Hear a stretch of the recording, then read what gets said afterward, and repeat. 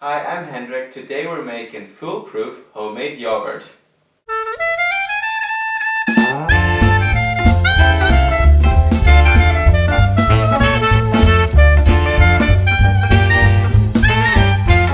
Welcome back everybody to another episode of The Cool Kitchen. It's been a long while, we know. We're really sorry, but unfortunately we just haven't been able to make any videos for a long time because of work and our personal lives. But we really enjoy making videos and I'm so happy that so many of you have subscribed to us and that we get so many positive comments from you. So thank you so much for watching and for your positive feedback. So let's talk about yogurt. Homemade yogurt is amazing. It is so much better than anything that you can buy. Obviously you can control what goes into it, so you can use all natural ingredients and so on. And just making yogurt is so incredibly easy and quite interesting as well that I really urge you to try it. But I found that so many recipes online just aren't that foolproof. They're not that easy. And the one that I'm using, or the method that I'm using, I find at least it works for me every time, and I hope that it will also work for you every time. So what ingredients do you need? Of course you will need your milk, and I really recommend a full fat milk. It will just give you a much better yogurt, much better texture. And I really like using organic milk just because you'll get the best tasting yogurt. And for your yogurt, you need some kind of culture. So using a yogurt that you just bought in a supermarket is fine. It just has to be a natural yogurt, so with a live culture in it. Otherwise it won't work. Once you've started making your yogurt over and over again, you can just use the yogurt you've made before as a culture. So this is really only whenever you start making your own yogurt. And we really recommend getting a nice thick yogurt that you really prefer, that you like. So get a good yogurt and use it. And then a thing that I like to add, but it's not essential in this recipe, is sour cream. I think it gives the yogurt a really good texture and a nice sour hint to it. So first things first, open your milk. And I often just use 2 liters straight, and that will be enough yogurt for a whole week. So just pour it into a pot, preferably non-stick, because if you use a normal pot it will really stick to the bottom of your pot, so non-stick's the way to go. Now I really like using these thermometers just because I don't really heat the milk until it's on boiling point. I heat it to about 90 degrees. So just before boiling point, and you will see, I will show it on the camera what it looks like. It's just sort of simmering and bubbling a bit, but not a running boil, because that will be messy. So I'm just putting on the heat, not on high, sort of medium high, and then just putting in the thermometer. You don't need one, but it's really useful because you can really see when it's in about 90 degrees, which is really ideal for yogurt. Now as your milk is heating up, just keep an eye on it, because it can happen so quickly that it reaches boiling point and it boils all over the place and it makes a big mess.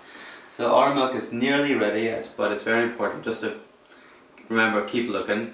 And the reason why we're heating this milk up this high is just it gives the yogurt a really good consistency. Apparently milk over 80 degrees Celsius, the proteins in the milk get denser, which you want for your yogurt, because we want a nice dense yogurt.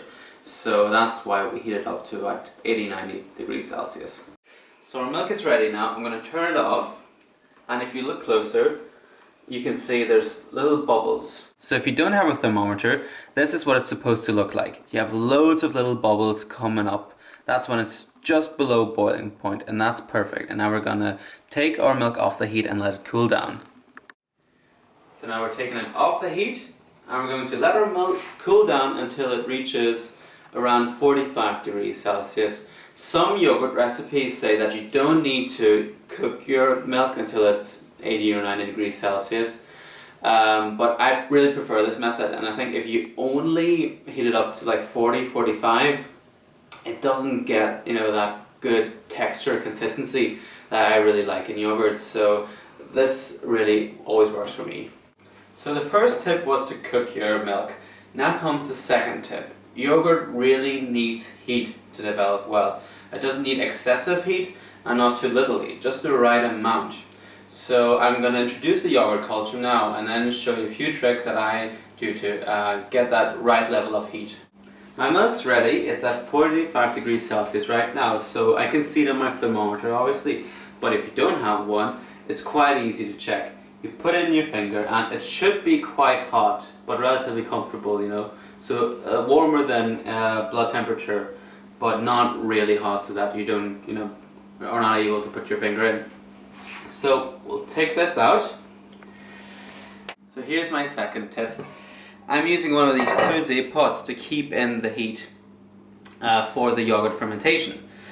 So, and I didn't cook the milk in this pot just because it's a mess. So that's why I used the non-stick. And I'm going to pour the milk in. And now I'm going to add my yogurt culture. So I'm just using a really nice yogurt that I really like, a nice Greek style yogurt. And I'm going to put in about half of a normal yogurt tub, which is around 250 grams. Let's see, about this much. Now that is essential. You need a yogurt culture. But I really like also to add sour cream. I think sour cream gives it a really nice texture and a really good flavor. So about half a tub of that as well, which is 150 ml. Once you've got that in, whisk really well. You want the yogurt and the sour cream to incorporate really well into your milk. So that should be fine. Now we're putting our lid on, and some people put maybe a blanket around their pot or whatever they use to ferment their yogurt. But I'm actually going to put mine in an oven for an hour at 50 degrees Celsius, and I think that really works well. So my oven here is warm at 50 degrees Celsius, so not very warm. There we go. And I'm going to leave it in there for an hour, and I find that this is also one step that makes a huge difference. Sometimes you can get varying sort of results if you don't do this, but if you do this and leave it in there afterwards for overnight, you will have fantastic homemade yogurt. My yogurt has been in the oven for an hour now at 50 degrees Celsius, so I just turned it off and I'm going to leave it there overnight, and then tomorrow morning we'll have amazing yogurt. Good morning everybody. Our yogurt has been fermenting overnight and it's ready now, so let's have a look. There we go. You can see it's quite different than before. The liquid around it is the whey basically. And what happened through the fermentation and the heat is that all the protein, all the yogurt has intensified and it became more compact. So all the liquid in here can be drained off, and I'm going to show you what the yogurt looks like. It should be very dense. There we go. Isn't that lovely? And it tastes absolutely gorgeous, even when it's still warm like this. And it's so good.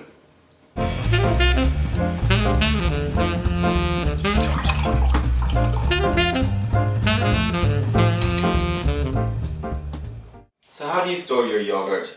I always store mine in one of these glass jars and then put them in the fridge, and I find that the yogurt lasts up to 2 weeks, so that's pretty good. You can either just pour your yogurt into this the way it is, so it'll be natural, you know, a bit clumpy but really beautiful. Or there's a second option as well. You can mix it, and that will be a yogurt glacé, a French yogurt glacé style yogurt. It will be very nice and creamy and smooth.